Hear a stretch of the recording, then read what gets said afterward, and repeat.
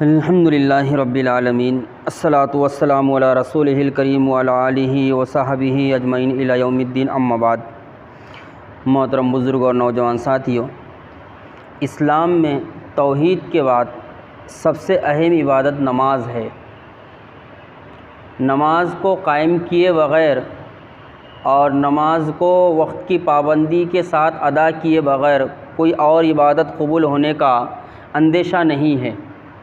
نماز کی اہمیت کتنی ہے ذرا دیکھیے۔ حضرت عبداللہ ابن ام مکتوم رضی اللہ تعالیٰ عنہ نابینا صحابی ہے، دکھائی نہیں دیتا۔ اللہ کے رسول صلی اللہ علیہ وسلم کے پاس آ کر کئی عذر پیش کرتے ہیں، اے اللہ کے رسول میں اندھا ہوں، نابینا ہوں، راستہ خراب ہے، مجھے لانے والا کوئی نہیں ہے، راستے میں درندہ ہے، راستے میں جو ہے درخت ہے جس سے چوٹ لگنے کا مجھے اندیشہ ہے۔ تو اللہ کے رسول صلی اللہ علیہ وسلم نے ان سے سوال کیا، یہ ساری باتیں تو صحیح ہے لیکن مجھے یہ بتاؤ کہ تم اذان سنتے ہو؟ تو کہا یا رسول اللہ اذان سنتا ہوں۔ تو اللہ کے رسول نے فرمایا پھر تمہارے لیے نماز پڑھنا ضروری ہے۔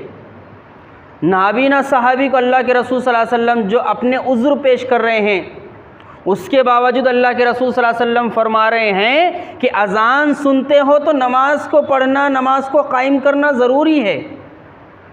ابھی ہم نے بقرعید منائی، لاکھوں مسلمانوں نے قربانی دی، اللہ تعالیٰ ان کی قربانی کو قبول فرمائے۔ ذرا غور سے سنیں عبداللہ ابن باز رحمۃ اللہ علیہ کا فتویٰ کیا فرماتے ہیں۔ ایک شخص نے عبداللہ ابن باز رحمۃ اللہ علیہ سے پوچھا، نماز کی اہمیت بتا رہا ہوں میں کہ اسلام میں نماز کی کتنی زیادہ اہمیت ہے، اور آج مسلمان نماز کو پورے طریقے سے ضائع کیے ہوئے ہیں۔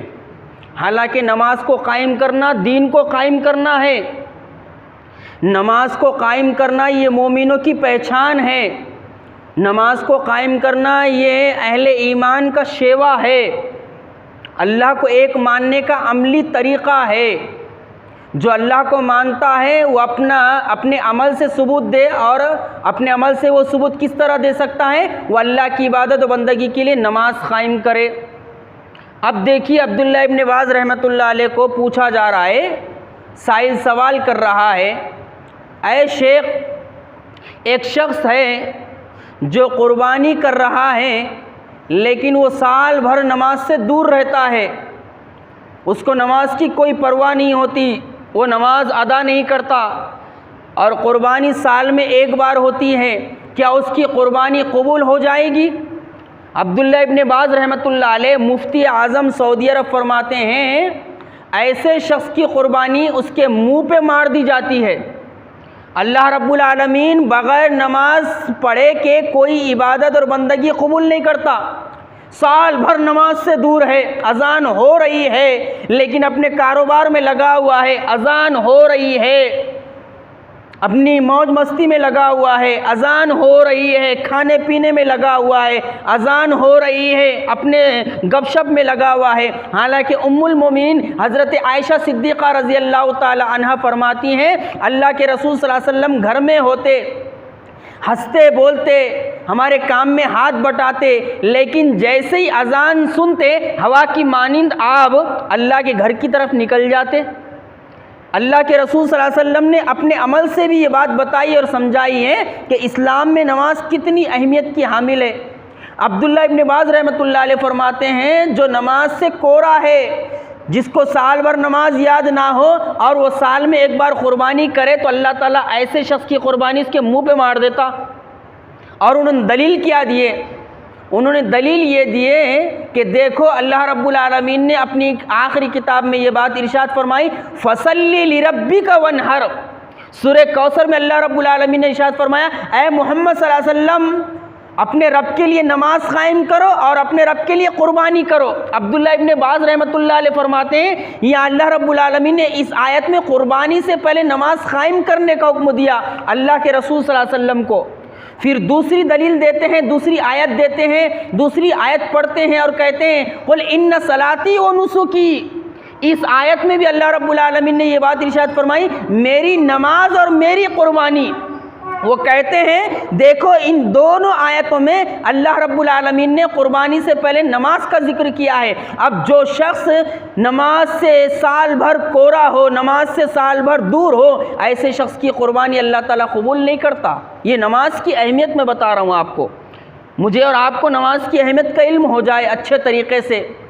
اب دیکھیے نماز یہ آتش معصیت بجھانے کا ذریعہ بھی ہے، اور نماز کے ذریعے سے انسان جو ہے اپنے گناہوں کی بھڑکائی ہوئی آگ کو بجھا سکتا ہے۔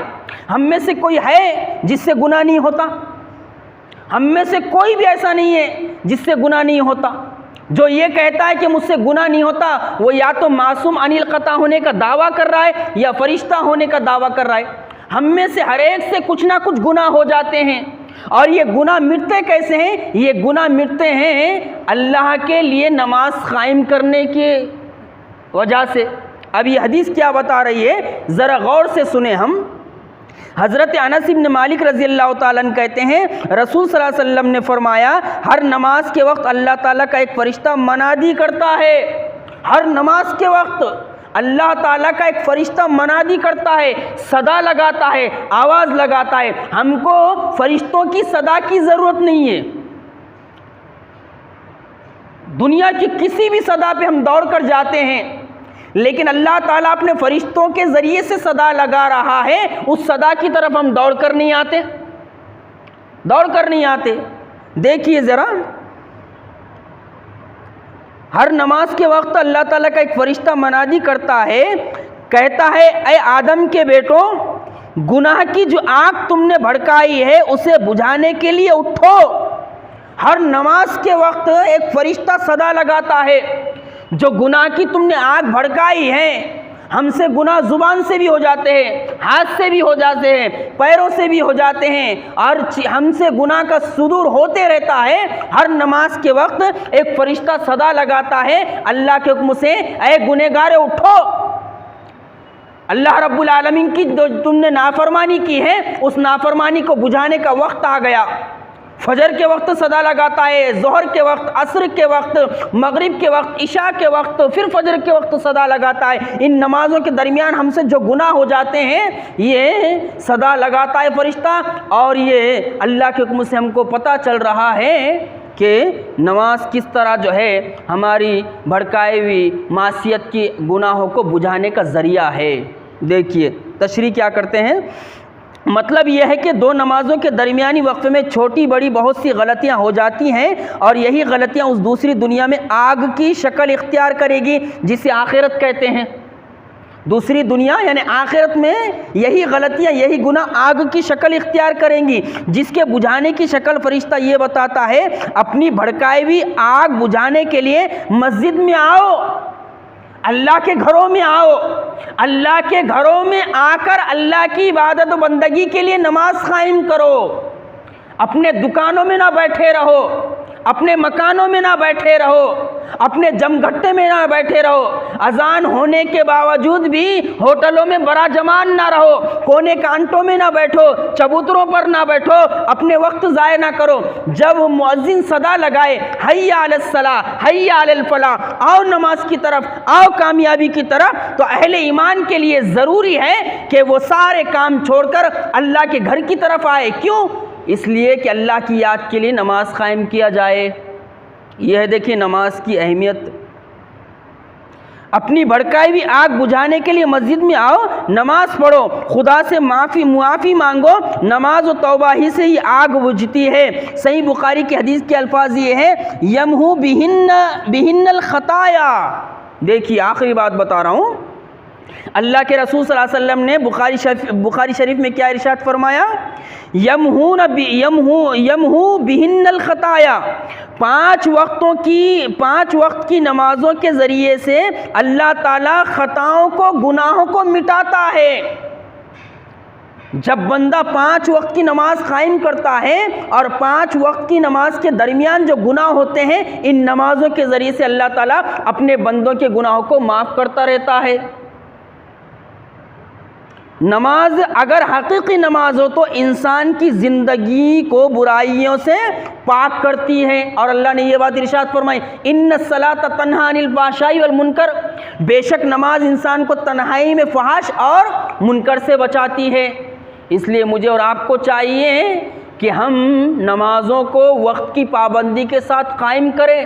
یہ حکم اللہ کا بھی ہے، ان الصلاۃ کانت علی المؤمنین کتابا موقوتا، بے شک ہم نے نماز کو وقت کی پابندی کے ساتھ اہل ایمان پر فرض کیا ہے۔ یہ ہے نماز کی اہمیت، اور نماز آتش معصیت کو بجھانے کا ذریعہ بھی ہے۔ اس لیے ہمیں چاہیے ہر نماز کو خشوع اور خضوع کے ساتھ، وقت کی پابندی کے ساتھ، نبوی طریقے کے مطابق ادا کرنے کی کوشش کرتے رہیں، تاکہ نمازوں کے ذریعے سے میرے اور آپ کے گناہ معاف ہوتے رہیں۔ اللہ رب العالمین سے دعا ہے کہ اللہ رب العالمین ہمیں نماز کی اہمیت کو جان کر نماز کو پورے خشوع اور خضوع کے ساتھ نبوی طریقے کے مطابق قائم کرنے کی توفیق عطا فرمائے، اور اللہ رب العالمین ان نمازوں کے ذریعے سے ہمارے گناہوں کو معاف فرمائے۔ ربنا لا تزغ قلوبنا بعد إذ هديتنا وهب لنا من لدنك رحمة إنك أنت الوهاب ربنا اصرف عنا عذاب جهنم إن عذابها كان غراما ربی اجعلنی مقیم الصلاۃ ومن ذریتی ربنا وتقبل دعاء اللهم اهدنا الصراط المستقیم اللهم اهدنا الصراط المستقیم برحمتک یا ارحم الراحمین۔